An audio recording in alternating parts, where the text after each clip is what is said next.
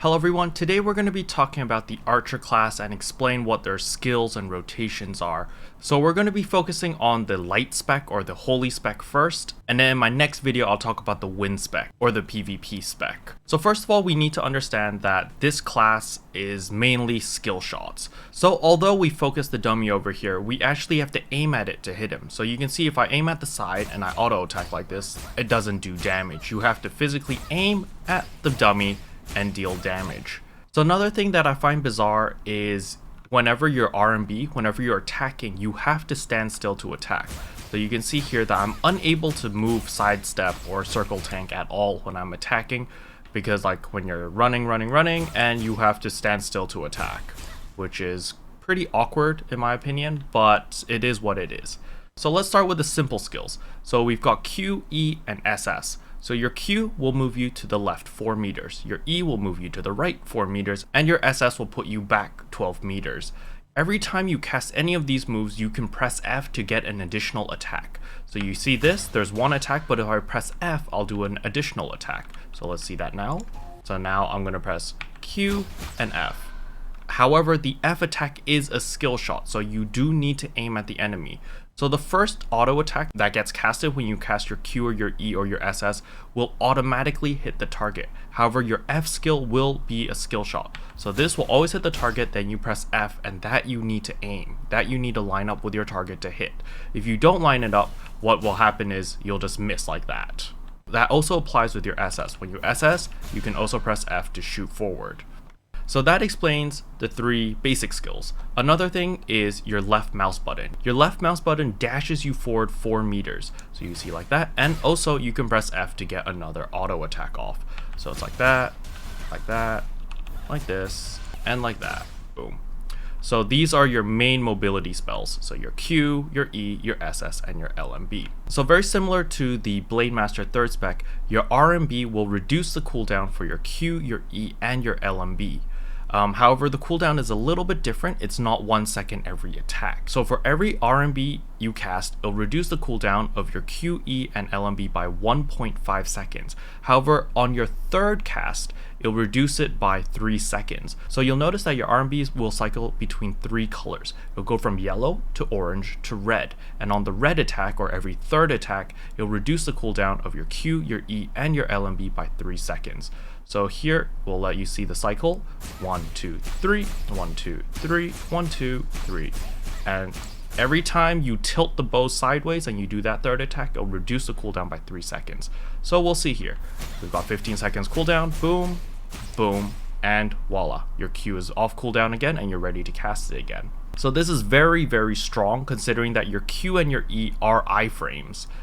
They don't last very long, mind you, however they are iframes. So now we've explained your Q, E, SS, LMB, and your RMB.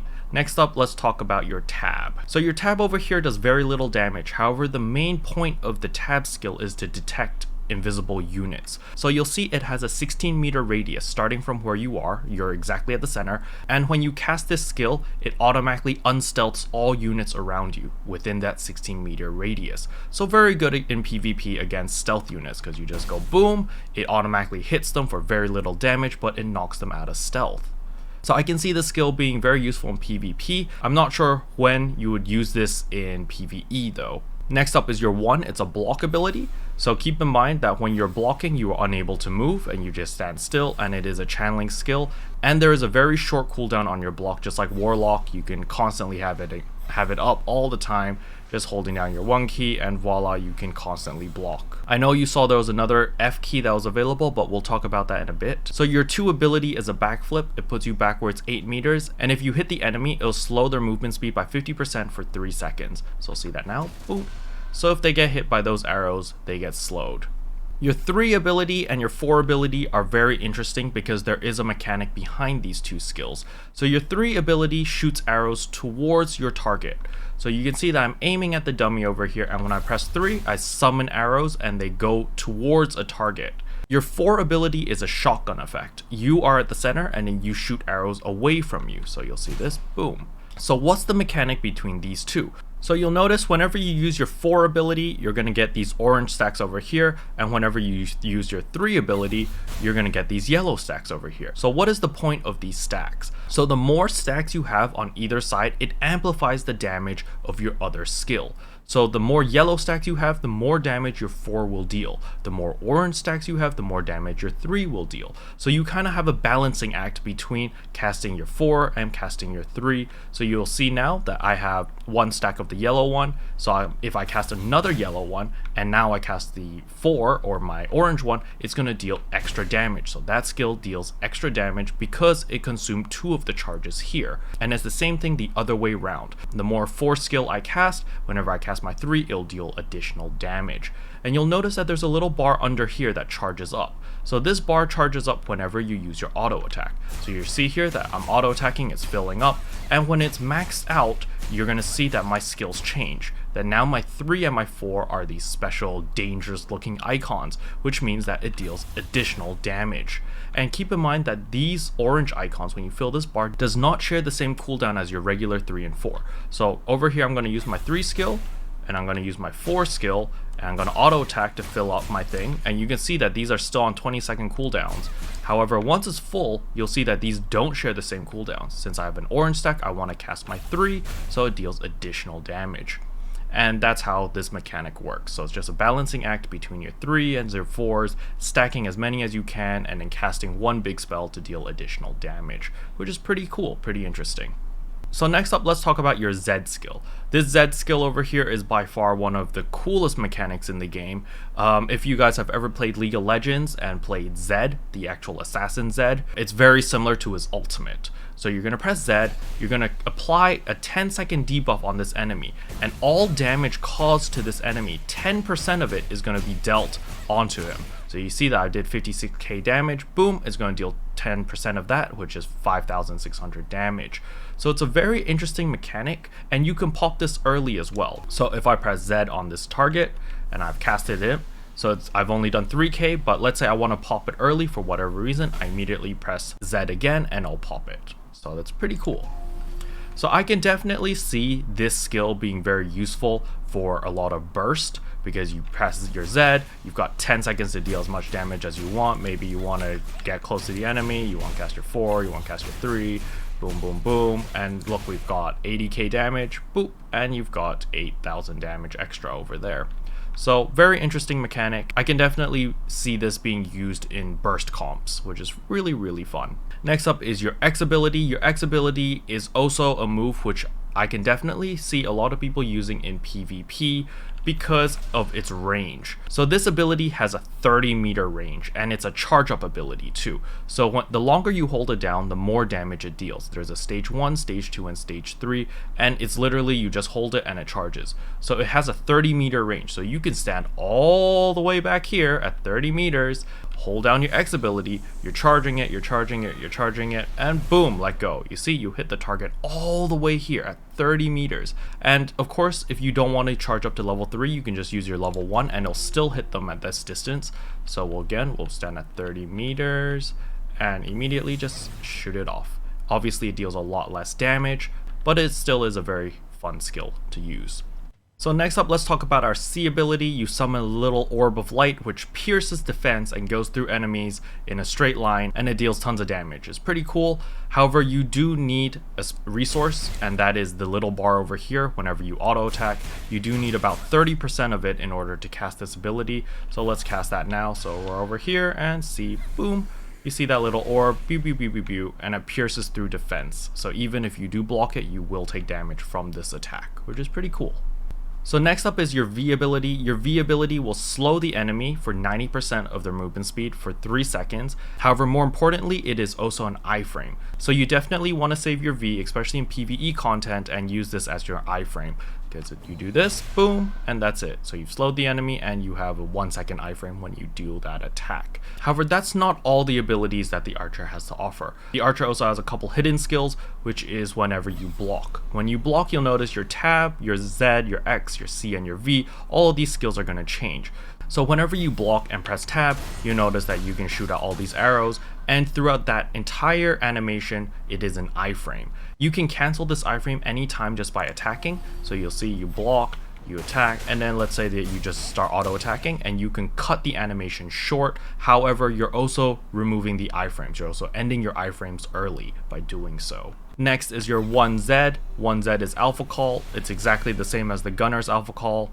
No change there. So next up is your 1X skill. So it is a landmine. So you'll see over here that I put this landmine over there, and it only procs when someone gets within 2 meters of it. So I don't know when you would actually use this in PvE, because in PvE content you kind of want to stay at range because you are a ranged character.